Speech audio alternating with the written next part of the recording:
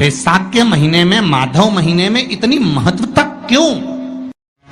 बैसाख के महीने में नवमी तिथि को माता जानकी का प्रागट्य हुआ है। पृथ्वी से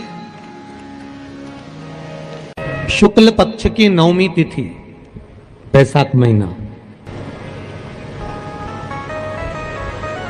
पीला चंदन घिसकर उस चंदन को एक सुंदर पीपल का कोमल पत्ता, कोमल पत्ता मतलब एकदम, एक तो पीपल का होता है कड़ला पत्ता, एकदम कड़क हो जाता है, और एकदम होता है कोमल पत्ता।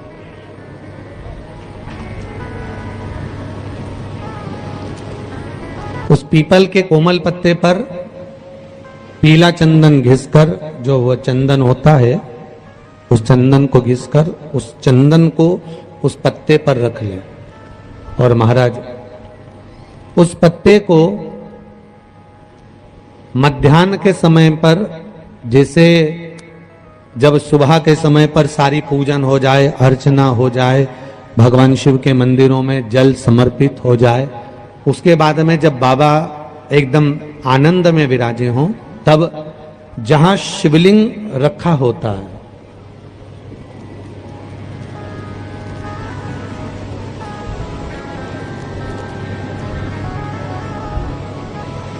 जैसे ये शिवलिंग है और ये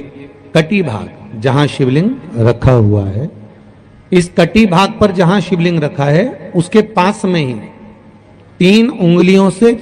चंदन का लेपन उस कटी भाग पर करना है। जो उंगलियां लगी रहेगी उसी को अशोक सुंदरी वाली जगह पर स्पर्श करना है, और अशोक सुंदरी वाली जगह पर स्पर्श कर कर कुछ देर तक चंदन लगे रहने देना है। उसके बाद में उस चंदन को वापस निकाल कर लेकर आना है। कटी भाग पर जो लगाया गया है उसको भी निकाल कर वापिस लेकर आना है। फिर बाबा का स्नान नहीं कराना है, केवल चंदन लेकर आना है, उसी पीपल के पत्ते पर रखा। एक डिब्बी में उस चंदन को आप रख लीजिए। कुछ दिन जिसकी नेत्र ज्योति कमजोर है, चश्मा लग रहा हो, श्रवण शक्ति कमजोर हो, सुनाई कम दे रहा हो, उसके कंठ से इस ठोडी तक उस चंदन का तिलक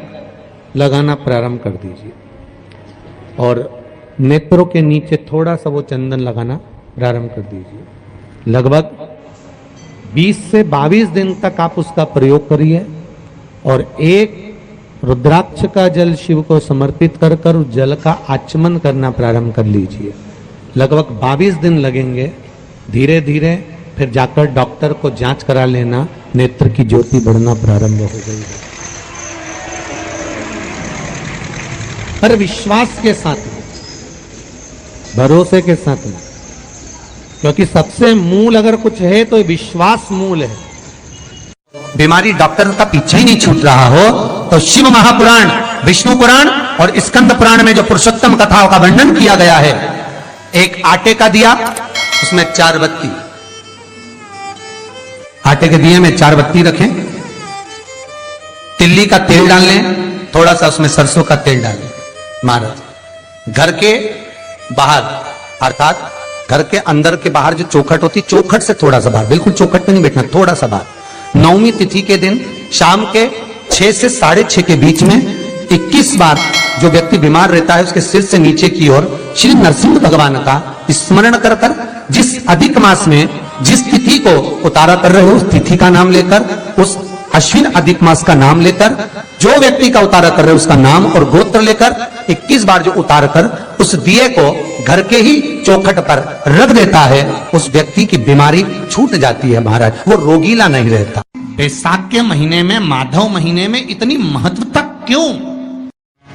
बैसाख के महीने में नवमी तिथि को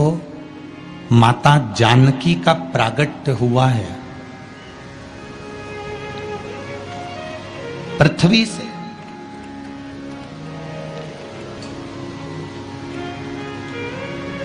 कभी एक विचार करिएगा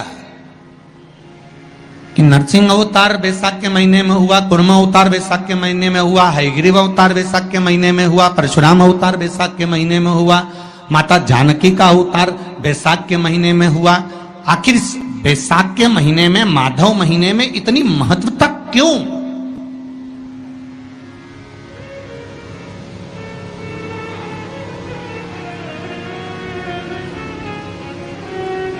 बैसाख के महीने में पड़ने वाली एकादशी, चतुर्थी, प्रदोष, अमावस्या, पूर्णिमा, शिवरात्रि, ये सभी इतनी महत्वपूर्ण क्यों हो जाती है?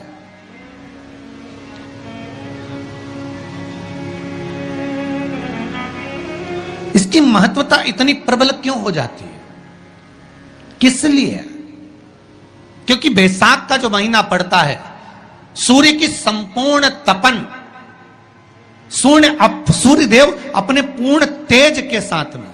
पूर्ण तेज के साथ में मृत्यु लोक के निवासियों पर, चाहे जलचर हो, थलचर हो, वायुचर हो, चाहे जो जीव हैं, उस पर जब किरण फेंकते हैं तो संसार का जो मनुष्य है उस पर जब ताप पड़ता है तो ताप पड़ने के कारण उसके मुख से भगवान का नाम निकल ही जाता है, स्मरण नाम निकल ही जाता है। जब उसके मुख से भगवान का नाम निकलता है तो वो भगवान की शरणागति खुद ग्रहण कर लेता है,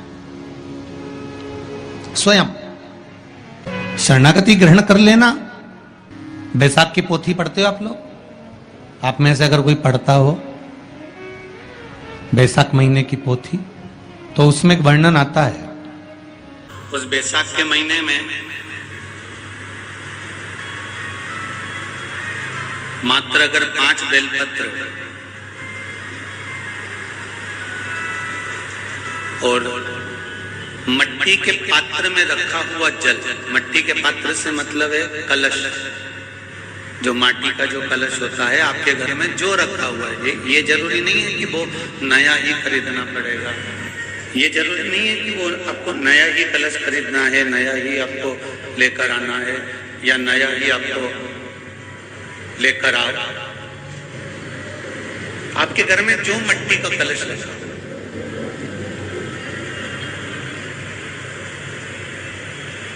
जो माटी का कलश आपके घर में रखा हुआ, 5 बेलपत्र, मट्टी के कलश में जो जल भरा हुआ हो वो जल तांबे के पात्र में डालकर शिव जी पे 5 बेलपत्र अशोक सुंदरी वाली जगह पर, जो आप लेकर आए हो 5 बेलपत्र, वो अशोक सुंदरी वाली जगह पर समर्पित कर मट्टी के पात्र का जो जल है वो जल बैसाख के महीने में किसी भी दिन, चाहे आप सोमवार को कर लो, प्रदोष को कर लो, चाहे आप शिवरात्रि पे कर लो बैसाख महीने की, तो आप अगर उस मट्टी के कलश का जल या पात्र का जल शंकर भगवान को 5 बेलपत्री अशोक सुंदरी वाली जगह पर समर्पित कर जल अगर चढ़ा देते हैं तो महाराज ये उदर से जो जुड़ी हुई परेशानियां जो मनुष्य को झेलना पड़ती है, चाहे भोजन नहीं पच रहा हो, चाहे उदर में पत्थरी हो रही हो, या कोई अनेक परेशानियां जो उदर से जुड़ी हुई होती है, बैसाख के महीने में अगर प्रतिदिन मट्टी के पात्र का जल शिवजी को समर्पित करा जाता है तो उदर से जुड़ी समस्याएं अपने आप धीरे धीरे समाप्त होने लगती हैं।